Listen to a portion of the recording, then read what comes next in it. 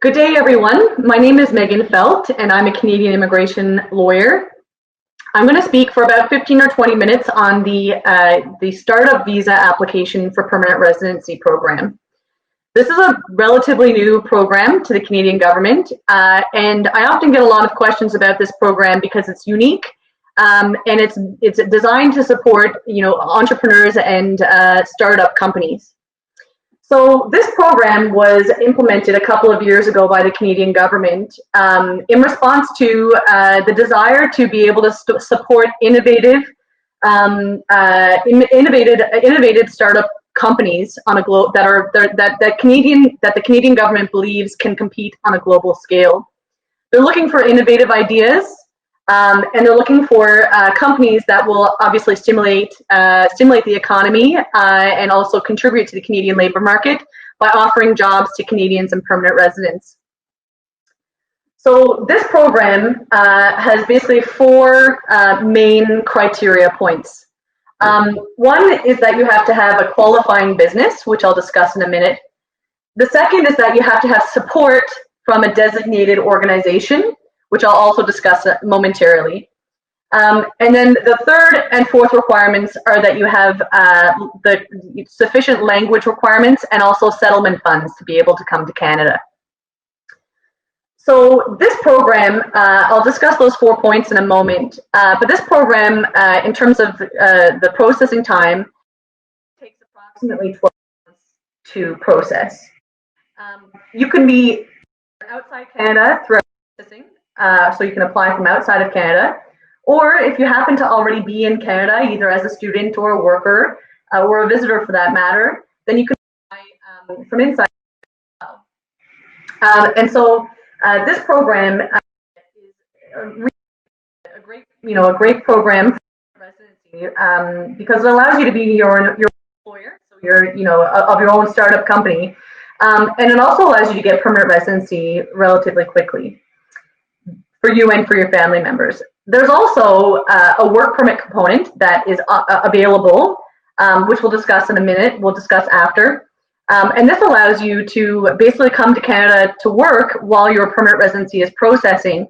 But you have to demonstrate that there's an urgent need, an urgent requirement for you to be in Canada that warrants you being in Canada, before that 12 minutes, before immigration have had a chance to assess your permanent residency application. So in terms of a qualifying business, the qualifying business piece is that you have to prove that you are going to be actively engaged in the management of the business in Canada. So you can't apply for this program with the intention of maybe operating it from outside of Canada and just using Canada as a means to obtain permanent residency. The idea is that the company has to be based out of Canada. And that an essential part of the operations and ongoing operations are conducted from within Canada as well. And before you get your permanent residency, immigration will also require that your Canadian business, that it be incorporated in Canada as well. In terms of the share structure of this program, so the principal applicant, as well as any other applicants, you have to hold at least 10% or more of the voting rights attached to the shares of the corporation. So whether there's just one applicant or multiple, they each have to hold at least 10%. And in addition to that, the applicant or applicants and the designated organization, which I'll discuss in a minute, have to jointly hold more than 50% of the voting rights attached to that corporation. And so that brings me next to the designated organization piece. So this is where most people kind of hit a bit of a standstill with this application. You may have a wonderful idea and think that you want to apply under this program, but you can't even submit an application unless you have support from either an incubator or a designated organization. So, a designated organization by IRCC. So IRCC has designated a number of different organizations There are multiple of them across the country. Some of them are incubators and some of them are angel investors. And so your job is to, once you have this idea, or even maybe you already have the company set up in another country, well, then your job will be to reach out to a designated organization in the province in which you wish to operate. And each different organization has their own requirements for their particular support. And so part of this will be meeting with them and pitching your idea to them. And also at this point, you'll want to have a pretty good business plan developed. And this is where a lot of people get tripped up, is that they do it on their own, and maybe it's not a strong business plan. So I always suggest getting professional help when it comes to a business plan to ensure that it ticks all the boxes, and that it's a strong business plan.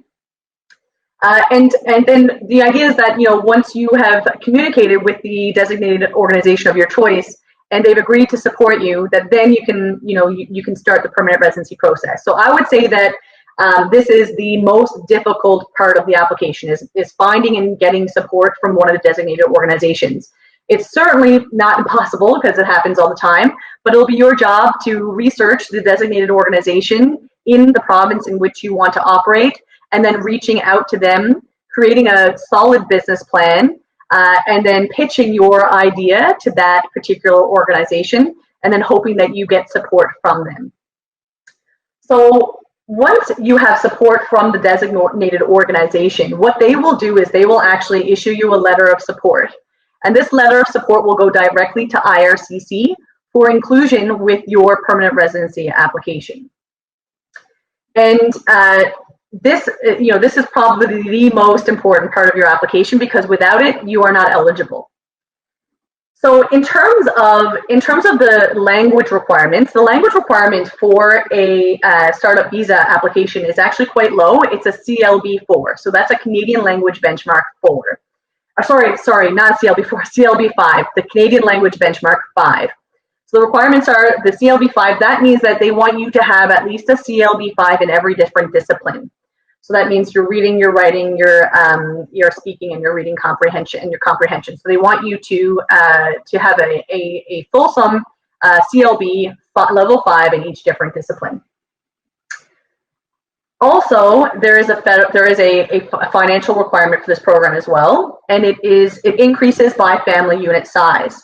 And so you will have to, if you are a one individual, so one applicant, you don't have a spouse or any children, then the financial threshold, financial requirement is that you have a minimum of $12,960 Canadian available to you at the time of application. And of course, it goes up per family unit size. So for a family of 2, you're looking at about $16,135. For a family of 3, you're looking at about almost $20,000. For a family of 4, you're looking at approximately $24,000, and so on and so forth. So it goes up by family unit size. The program requirements for the startup visa is actually, relatively straightforward when it comes to, the 4 eligibility criteria. You're having the qualifying business, having the language requirements, the settlement funds, and also having the support from the designated organization. So those are only 4 real criteria points. But where people, will often get tripped up is that the support from the designated organization takes work on your behalf, on your part to actually get support from them and pitch your idea. And also the qualifying business part, you really want to have a solid business plan as well, and that they kind of go together, because you'll need that for the pitch to the designated organization as well. So a solid business plan and support from the designated organization are the 2 most important parts of this application before you can even think about applying for permanent residency. So finally, I'll discuss a little bit about the work permit piece. So there actually is the ability to be able to get a work permit and an open spousal work permit for your spouse at that as well, to be able to come to Canada and work while you're waiting for your permanent residency application to be processed. And it's not always easy to get this approved. You have to prove that there really is an urgent need for you to be on the ground in Canada running that business now. And that has to be supported by the designated organization as well. So when your designated organization sends IRCC that letter of support, there is a component in that letter where they can provide information on how and why it's urgent that you come to Canada now to be able to run your business from Canada urgently. So some of the things that we might include in a work permit application to be able to demonstrate this is a contracts with Canadian clients that shows that if you're not in Canada on the ground working and able to fulfill those contracts, then you will lose those contracts, which could have an effect on the Canadian labor market, of course, and obviously on your ability to be able to function as a company in Canada. So we would include copies of Canadian contracts you have with Canadian and North American clients and companies and individuals. And we'd also provide detailed explanations as to why and how you're needed and why you can't do it remotely. Usually, as long as we do a good job of that, we should be able to get your work permit approved.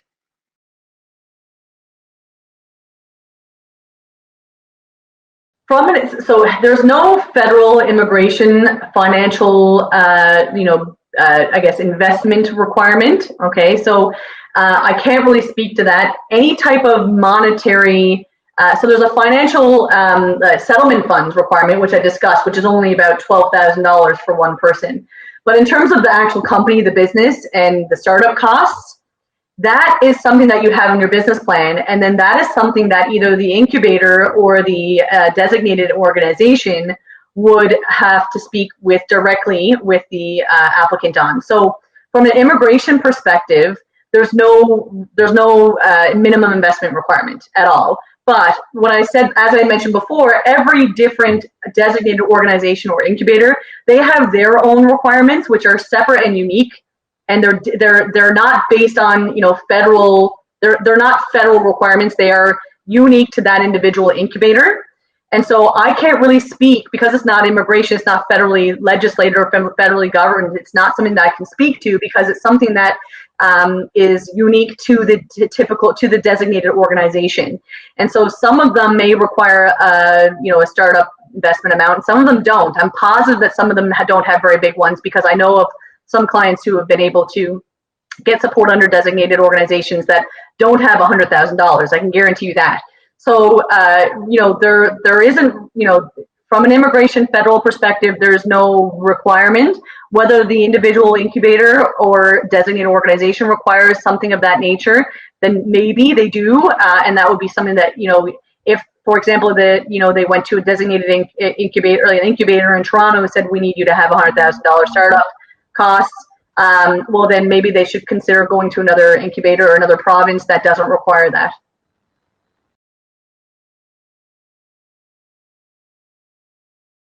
So again, that will depend on the arrangement you have with the incubator or the designated organization. So for example, some of the Atlantic immigration, like some of the Atlantic Canadian incubators or designated organizations, they're probably not going to support you unless your business plan and your commitment is to operating out of that province, at least maybe not that city, but the province at least. So again, from a federal immigration perspective, there's no, hands down requirement, but, you have to speak to the incubator or the designated organization on what they will allow and what their expectations are in order for them to support you, because sometimes they may require that. They may require that you live in the province in order for them to support you. So that will be something that, again, will be dependent on the incubator or designated organization, and something that you will need to speak with them about because they will have different requirements for different programs, different for the different organizations.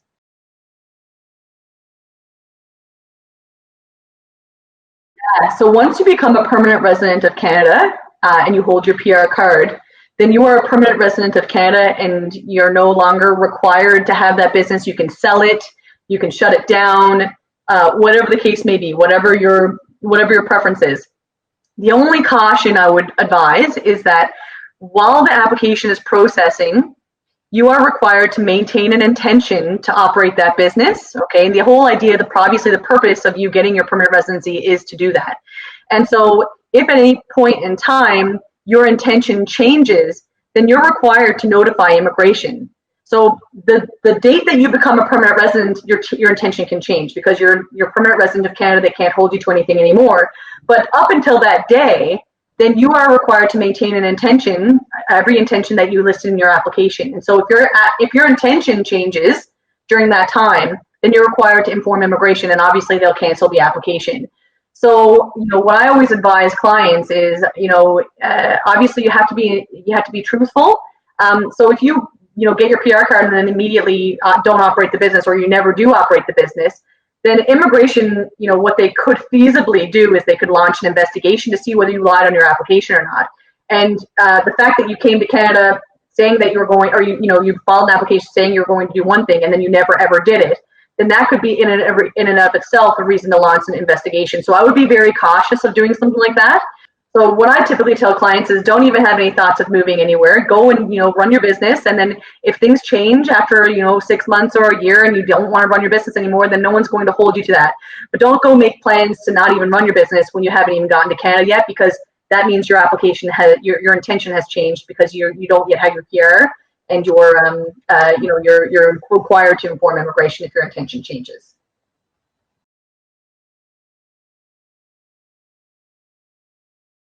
In terms of the business plan, if let's say you have a startup that you're really interested in, you have a new technology for an app or something like that you're really interested in getting support, and you manage to get support from, or one of the designated organizations is interested in you, and you decide to create a business plan.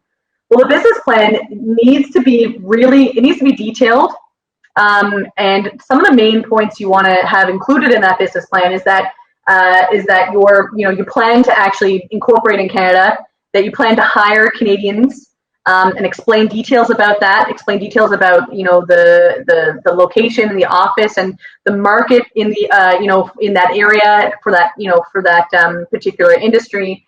And then you want to have proof that it's that the essential components of the business are going to be run out of Canada and operated out of Canada, and that you're going to have active ongoing management of the business within Canada as well. So these are all things that you want to make sure you touch on in the business plan, because if you don't, then you're not really fulfilling, it's not really clear that you're fulfilling the terms of the criteria for the program.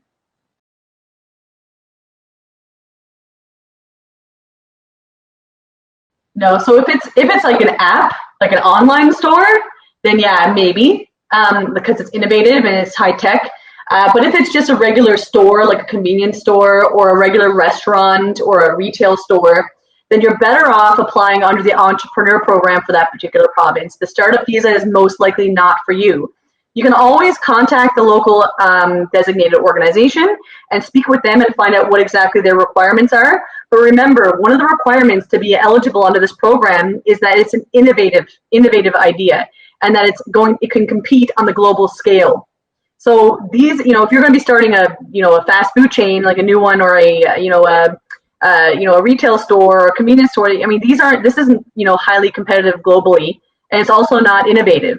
So it's not exactly something that you're most likely going to get support for. The startup visa really is meant for tech.